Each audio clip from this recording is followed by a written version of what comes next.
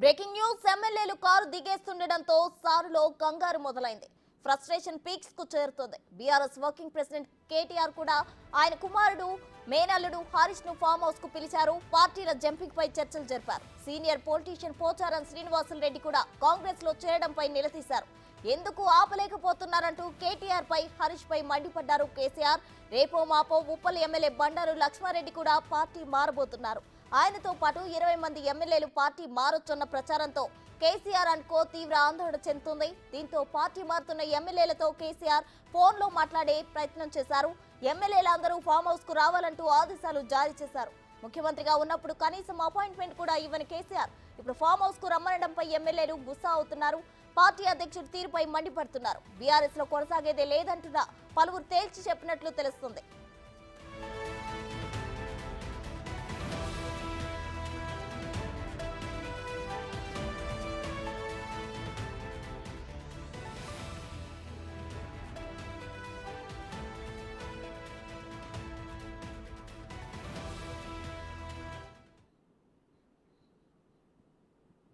ఇదే అంశానికి సంబంధించి మరింత సమాచారం మా ప్రతినిధి సైదులు ఫోన్ లైన్ లో అందిస్తారు.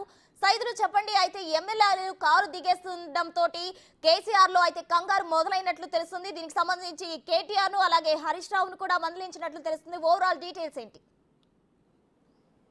ప్రస్తుతం రాష్ట్రంలో బీఆర్ఎస్ చెందినటువంటి ఎమ్మెల్యేలందరూ కూడా ఎప్పుడు పార్టీ మారతారో అనేది కొంత ఉత్కంఠంగా మారిందని చెప్పవచ్చు. ఎందుకంటే ఇప్పటికే చూసాం మనము సీనియర్ నేత పోచారం శ్రీనివాసరెడ్డి, ఈయన మాజీ మంత్రిగా మాజీ స్పీకర్గా కూడా ఉన్నారు. కేసీఆర్కి అత్యంత సన్నిహితుడు.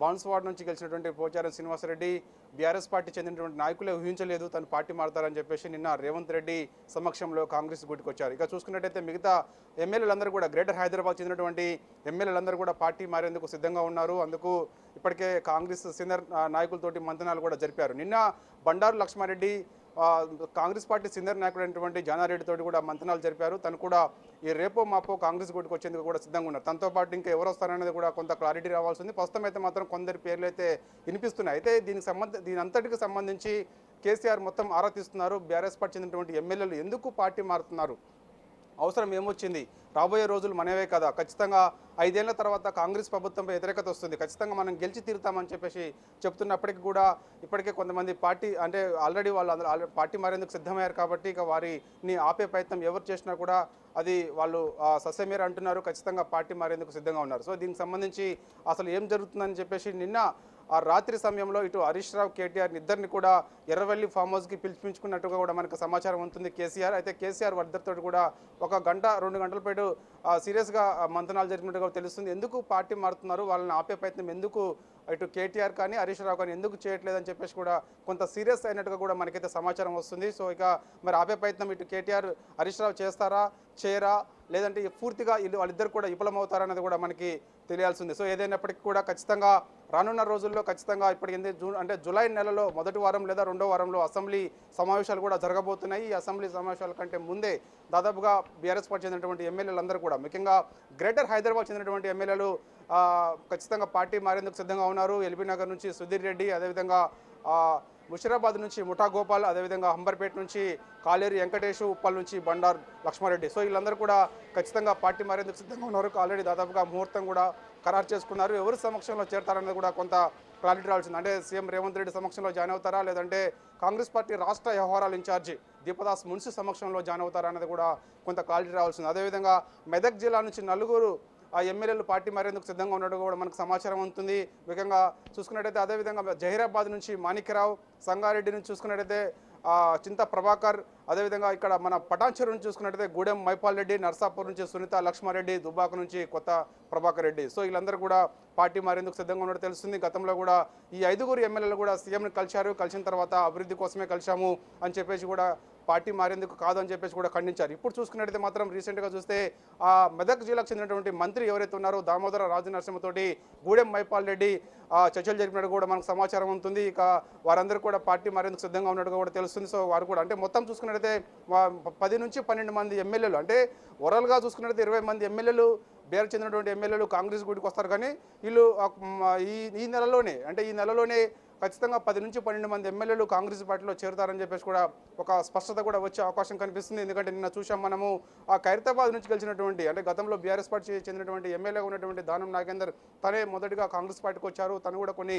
కీలక వ్యాఖ్యలు చేశారు. ఎవరు ఆ కాంగ్రెస్ పార్టీలోకి వస్తున్నారు ఏంటి అనేది కూడా పేర్లతో సహా తను చెప్పిన నేపథ్యం కనిపించింది. సో ఇక ఏదేమైనా సరే 39 మంది ఎమ్మెల్యేలు ఉన్నటువంటి బీఆర్ఎస్ పార్టీకి 34కి పడిపోయింది. ఎందుకంటే ఖైరతాబాద్ నుంచి గెలిచినటువంటి దానం నాగేందర్ కాంగ్రెస్ వచ్చారు.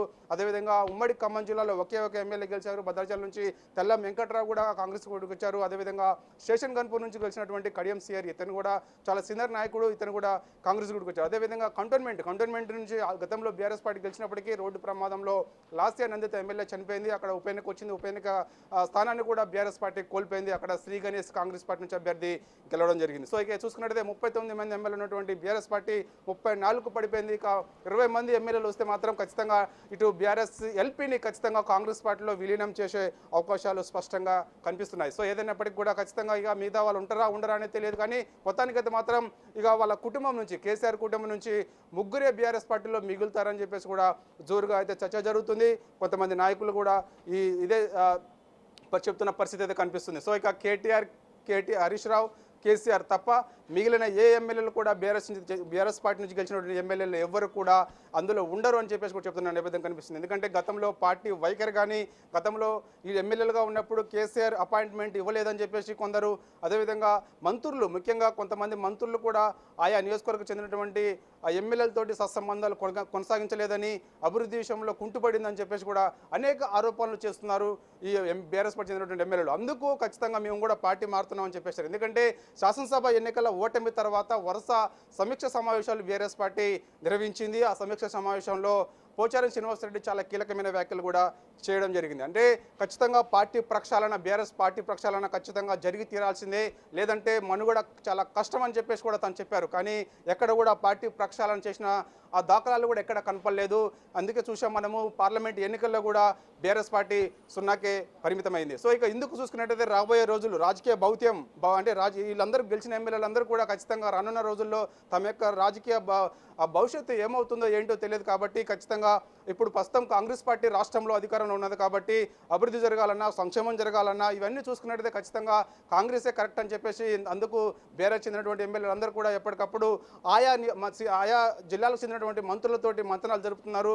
పార్టీలోకి వచ్చేందుకు కూడా దాదాపుగా ముహూర్తం ఫిక్స్ చేసుకున్నట్టు కూడా సమాచారం ఉంటుంది. సో ఏదైనప్పటికీ కూడా బీఆర్ఎస్ పార్టీకి పెద్ద షాక్ అని చెప్పవచ్చు. ఎందుకంటే ఖచ్చితంగా ప్రతిపక్షంలో ఉన్నాము, 39 మంది ఎమ్మెల్యేలు ఉన్నాము అని చెప్పేసి కూడా చెప్పిన దాఖలాలు ఉన్నాయి కేసీఆర్. సో అందుకు ఖచ్చితంగా ఇటు అధికార పార్టీని ఇరకాటంలో పెట్టేందుకు, అధికార పార్టీని ఇబ్బందులు గురి చేసేందుకు మేము కూడా వ్యూహం పంపుతామని చెప్పారు. కానీ కేసీఆర్ ఎక్కడ కూడా పార్టీ కార్యక్రమాల్లో పాల్గొన్న దాఖలాలు లేవని చెప్పేసి తను తెలంగాణ భవన్కి ప్రతిరోజు కూడా 2-3 గంటలు వస్తానని చెప్పి, అంటే 2-3 గంటల పాటు తెలంగాణ భవన్లోనే కూర్చుంటాను, ఖచ్చితంగా రోజు వస్తాను, పార్టీ సమీక్షలు చేస్తాను, అందుబాటులో ఉంటానని చెప్పేసి కూడా గతంలో చెప్పారు. కానీ ఇప్పుడు కేసీఆర్ ఎన్నడూ కూడా తెలంగాణ భవన్లో అడుగు పెట్టట్లేదు, కనీసం అందుబాటులోకి రావడం లేదని చెప్పేసి కూడా ఈ ఎమ్మెల్యేలందరూ కూడా కొంత ఒకరికో అంటే బయట చెప్పనప్పటికీ కూడా ఒకరొకరు ఇట్లా గుసగుసలు అంటే మాట్లాడుకుంటున్న సందర్భాలు కనిపిస్తున్నాయి. సో అందుకు ఖచ్చితంగా ఇక ఇప్పుడు పార్టీ పరిస్థితి చాలా దయనీయంగా ఉన్నది. కాబట్టి ఖచ్చితంగా ఇక మన యొక్క రాజకీయ భౌత్యం గురించి ఖచ్చితంగా కాంగ్రెస్ పార్టీలోకి వెళ్తేనే కరెక్ట్ అని చెప్పేసి భావిస్తున్నారు. ఇక మిగతా కొంతమంది ఎమ్మెల్యేలు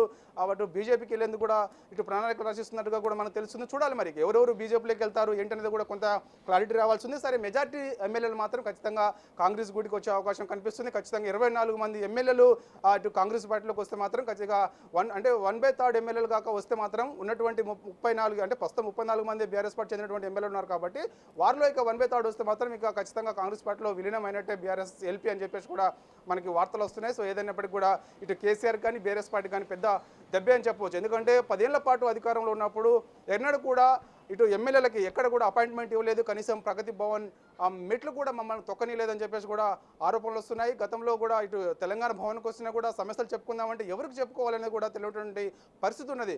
సో ఇప్పుడు అదే వైఖరి పార్టీ ఇప్పుడు కూడా కనిపిస్తుంది. అంటే ఇటు ఫుల్ ఫ్లెడ్జ్గా ఇటు హరీష్ రావు, కేటీఆర్ పనిచేస్తున్నప్పటికీ, పార్టీ కార్యక్రమాల్లో విస్తృతంగా పాల్గొంటున్నప్పటికీ కూడా తమ యొక్క సమస్యలు చెప్పుకునేందుకు వాళ్ళు వినట్లేదని చెప్పేసి కూడా ఆరోపణలు అయితే వినిపిస్తున్నాయి. సో ఏదైనప్పటికీ కూడా కొంతమంది ఎమ్మెల్యేలు అయితే మాత్రం పార్టీ మారేందుకైతే ప్రణాళికలు అనేవి కూడా వాళ్ళు రూపొందించుకున్నారు, సిద్ధంగా ఉన్నారు. ఎప్పుడు చేరుతారనేది కూడా క్లారిటీ రావాల్సింది. ఖచ్చితంగా ఈ నెలలోనే మరో 12 మంది ఎమ్మెల్యేలు అయితే చేరేందుకు రంగం సిద్ధం చేసుకున్నారు. ప్రస్తుతం సైదులు చెప్పండి. అయితే ఇప్పటికే రాత్రి కేటీఆర్ తో అలాగే హరీష్ రావుతో కేసీఆర్ మంతనాలు జరిపారు. అయితే ఎర్రవల్లి ఫామ్ హౌస్ లో ఓవరాల్ గా అది ఏం జరుగుతుంది? అంటే వాస్తవంగా కేసీఆర్ అంటే మొదటి నుంచి కూడా ఓటమి తర్వాత కేసీఆర్ డైరెక్ట్గా నేరుగా ఎర్రవల్లి ఫామ్ హౌస్లోనే ఉంటున్నారు. ఏదైనా పార్టీ కార్యక్రమాలు ఉన్నప్పుడు మాత్రమే తను నందినగర్ బంజారాహిల్స్ నివాసానికి వస్తున్నారు. సో ఇప్పుడు కూడా చూసాం మనము ఈ మధ్య కాలంలోనే ఈ వారం 10 రోజుల్లోనే పార్టీ మారేందుకు బీఆర్ఎస్ పార్టీ చెందినటువంటి ఎమ్మెల్యేలందరూ కూడా సిద్ధంగా ఉన్నారని చెప్పేసి కూడా పెద్ద ఎత్తున వార్తలు వస్తున్నాయి, చేరుతూ ఉన్నారు. సో దీనికి సంబంధించి ఇప్పుడు ఎర్రవల్లి ఫామ్ హౌస్కి రాత్రి హరీష్ రావుని కేటీఆర్ని పిలిపించుకొని అసలు ఏం జరుగుతుంది, ఎందుకు ఎమ్మెల్యేలు పార్టీ మారుతున్నారు అని చెప్పేసి కూడా ఆరా తీసినట్టుగా కూడా తెలుస్తుంది. పార్టీ మారుతున్న ఎమ్మెల్యేలు ఎవరైతే ఉంటారో వారిని నేరుగా కేసీఆర్ కూడా ఫోన్లో సంప్రదిస్తున్నారు. సంప్రదించడమే కాకుండా ఇటు హరీష్ రావుని పంపిస్తున్నారు, ఇటు కేటీఆర్ని పంపిస్తున్నారు, బుజ్జగించే ప్రయత్నం చేస్తున్నారు. కానీ పార్టీ మారుతున్నటువంటి ఎమ్మెల్యేలు ఎవరు కూడా వాళ్ళు ఆ బుజ్జగింపులకు తలగొట్టలేదు. ఖచ్చితంగా సస్యం అంటే పార్టీ మారేందుకు మేము సిద్ధంగా ఉన్నాము అని చెప్పేసి కూడా చెప్తున్న నేపథ్యం కనిపిస్తుంది. సో అందుకు రానున్న రోజుల్లో కష్టం అని చెప్పేసి కూడా ఈ ఎమ్మెల్యేలు కూడా అంటున్నారు. ఇటు అది ఇల్లు కూడా అంటే బుజ్జగింపులకి ఇల్లు తలగొట్టలేదు అని చెప్పేసి కూడా అలాంటి పరిస్థితి ఉంది. ఎందుకంటే పోచారం శ్రీనివాసరెడ్డి పార్టీ మారుతారని తెలిసినప్పటికీ కూడా హరీష్ రావు రహస్యంగా వెళ్ళి పోచారం శ్రీనివాసరెడ్డి ఇంటికి బుజ్జగించినట్టుగా కూడా మనకు తెలుస్తుంది. అది విషయం ఎవరికి కూడా ఎక్కడ కూడా చెప్పలేదు, బయట పడలేదు, ఐజ్వాల్స్ కూడా బయటకు రాలేదు. సో దాదాపుగా 2-3 గంటల పాటు పోచారం శ్రీనివాసరెడ్డిని హరీష్ రావు బతిమలాడినట్టుగా కూడా తెలుస్తుంది. సో రానున్న రోజుల్లో పార్టీ మనుగడ చాలా కష్టంగా ఉన్నది కాబట్టి అందుకు పార్టీ మారేందుకు సిద్ధంగా ఉన్నట్టుగా కూడా తెలుస్తుంది. సో ఇదంతటికీ కూడా ఏం జరుగుతుంది అంటే గ్రేటర్ హైదరాబాద్లో ఉన్నటువంటి ఎమ్మెల్యేలందరినీ కూడా ఇటు కేటీఆర్ ఇటు హరీష్ రావు వీళ్ళందరూ కూడా వాళ్ళు అందరితోటి భేటీ అవుతున్నారు. రహస్యంగా ఈ పార్టీ ఎందుకు మారాల్సి వస్తుందని చెప్పేసి కూడా చర్చ జరుగుతుంది. కానీ కూర్చొని మాట్లాడుతున్నారు. కానీ వాళ్ళ ఫీడ్బ్యాక్ అంతటిని కూడా వాళ్ళు ఏం చెప్తున్నారు అంతటిని కూడా ఇప్పుడు రాత్రి ఇటు హరీష్ రావు కేటీఆర్ ఇద్దరు కూడా కేసీఆర్తో భేటీ అయ్యి వాళ్ళు చెప్పిన సమాధానాలు అన్నింటిని కూడా పార్టీ ఎందుకు మారాల్సి వస్తుంది అనే విషయాన్ని అని మొత్తటిని కూడా ఇటు కేసీఆర్కి వివరిస్తున్నట్టుగా కూడా తెలుస్తుంది. కేసీఆర్ కూడా మొత్తం ఆరా తీసినట్టుగా తెలుస్తుంది. కొంత వాళ్ళని బుజ్జగించండి అని చెప్పేసి అవసరమైతే ఫోన్లు సంప్రదిస్తానని చెప్పేసి కూడా ఫోన్లు కలపండి, నేను మాట్లాడతానని చెప్పేసి కూడా చెప్పిన నేపథ్యం కనిపిస్తుంది. కానీ వాళ్ళ ఫోన్లో కూడా అందుబాటులోకి రావట్లేదని కూడా తెలుస్తుంది. సో ఇక ఏదేమైనా సరే బీఆర్ఎస్ పార్టీ మనుగడ చాలా కష్టంగా మారిందని కూడా చెప్పవచ్చు ప్రస్తుతం. సైదులు అయితే ఉప్పల్ ఎమ్మెల్యే కూడా రేపో మాపో పార్టీ మారుతారనే ప్రచారం జరుగుతుంది. మరి దీన్ని అడ్డుకునే ప్రయత్నం చేస్తారా కేసీఆర్? చూడాలి. ఎందుకంటే వాస్తవంగా మరి పోచారం శ్రీనివాసరెడ్డి కూడా పార్టీ మారుతారని చెప్పేసి బీఆర్ఎస్ పార్టీకి ముందే తెలిసింది. కానీ మరి హరీష్ రావు రహస్యంగా వెళ్ళి తన ఇంటికి స్వయంగా వెళ్ళి బుజ్జగించారు. కానీ పోచారం శ్రీనివాసరెడ్డి నెక్స్ట్ డే వెంటనే పార్టీ మారారు. ఇటు బండారు లక్ష్మారెడ్డి కూడా నిన్న జనారెడ్డితోటి భేటీ అయ్యారు. కానీ భేటీ సందర్భంగా బర్త్డే సందర్భంగా విషయం చెప్తున్నారు. కానీ దాదాపుగా బండారు లక్ష్మారెడ్డి జాయిన్ అవుతున్నారు. దాదాపుగా ఆయన కూడా కన్ఫర్మ్ చేసుకున్నారు. ముహూర్తం ఎప్పుడు అనేది మనకి క్లారిటీ రావాల్సి ఉంది. అంటే ఈ నెలలోనే ఉంటుందా లేదంటే రేపో మాపో ఉంటుందా అనేది తెలియదు. కానీ ఒకవేళ బండారు లక్ష్మారెడ్డిని బుజ్జగించినా కూడా ఉపయోగం ఉండదనేది కూడా తెలుస్తుంది. ఎందుకంటే గతంలోనే వాళ్ళు ఈ కొన్ని సమస్యలు చెప్పుకుందామని చెప్పేసి ప్రగతి భవన్కి వచ్చినా ఇటు తెలంగాణ భవన్కి వచ్చినా కూడా ఎవరు అందుబాటులో లేకపోయేది. కనీసం మేము ఏదైనా అపాయింట్మెంట్ అడిగినా కూడా ఇవ్వకపోయేది. అలాంటి సందర్భంలో ఇప్పుడు అంటే అధికారం కోల్పోయిన తర్వాత ఇప్పుడు ఏం పెట్టుకొని ప్రసన్న సైదులు ఒక్క నిమిషం మీరు హోల్డ్ లో ఉండండి. ఎర్రవల్లి ఫామ్